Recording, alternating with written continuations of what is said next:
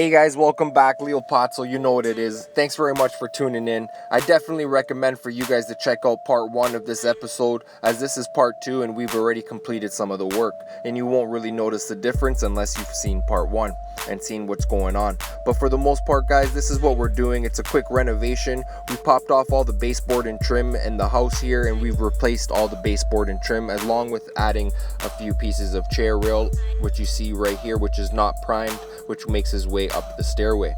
This casing here is approximately 3.5 inches MDF primed, and is called Prestige casing, along with the baseboard, which is called Prestige baseboard. That's just the name that it has where I bought it from the suppliers. The baseboard measures approximately 7/8 thick by 7.5 inches tall, which is again MDF primed baseboard. So what you're seeing in this video is all the baseboard now installed. It still needs to be painted as it's only primed, and I believe some of the nail holes still need to get filled.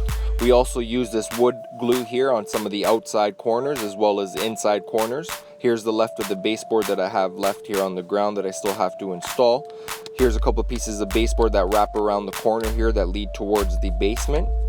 You can see we got some 45s outside corners and 45 inside corners. Here's the casing leading into the family room. You can see that these two openings here, one is complete and the other is not complete here on the left hand side. So stay tuned, guys, and I'm going to be cutting these two pieces here and installing them with you throughout this video. You'll notice here at the bottom that I installed a scrap piece of casing that I had just temporarily, so I knew where to cut the baseboard and to stop it, as I continued to install the baseboard in the rest of the family room here. The wraps behind the couch here and along the other couch that ties into the casing. As we make our way halfway up the stairs, you'll notice that we have the chair rail already installed as well. This chair rail is a popular chair rail and is also wood and is not primed, which measures approximately 2.5 inches. We put the chair rail at a little bit higher height, which is at 48 inches versus 36 inches. As we figured we needed that little bit of extra height just to allow room for when the kids go up and down the stairs, to allow room for air, as we're going to be painting the lower half a dark gray. So let's get started and cutting these next few pieces of casing that we have to install in this opening. First we have to do is mark it so we know where to cut it. We know it's a 45-degree angle, as all the rest are 45 as well.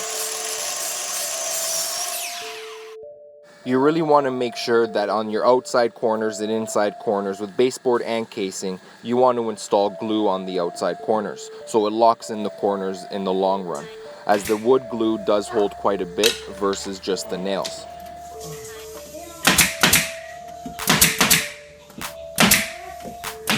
You'll notice here that I placed a cedar wood shim behind the one piece of casing that I installed, just so it can come flush and feel nice and meet the corner as best as possible.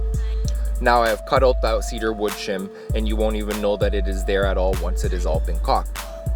But at least the final product is flush and the corner is meeting as best as possible. Let's work our way to the other side here and do the same thing. Another quick important tip here is that when you're cutting, you want to start cutting on the side of the piece that you do not need, and slowly make your way over until you hit the line that you've marked. And try to leave the line on. You'd rather be longer than too short. So now that we have the piece cut, let's try it out here by butting it up close up against the baseboard and meeting up the 45s. And as we look at it, it looks like a good 45 cut. So let's install this bad boy the same way. First things first, add some glue, and next thing, line it up and install it with some finishing nails. The nails that I used in my nail gun were an 18 gauge 2-inch nail, which I use for most of my trim work, as you want the nail to go through the trim, through the drywall, and try to hopefully catch a stud.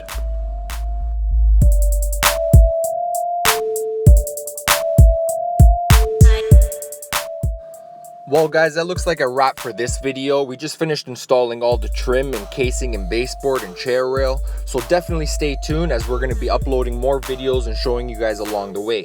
What we have to do next is fill the nail holes with wood filler, along with caulking all the inside and outside of all the trim and the top of the baseboard. And as well, we're going to be painting. So guys, stay tuned. I'm going to bring you guys along the way. Leopazzo, you know what it is. Thanks very much for watching. Go ahead and subscribe now if you guys haven't subscribed. And I appreciate you guys tuning in. Leave a comment down below. Go ahead and share this video, like the video, and we'll see you guys till next time.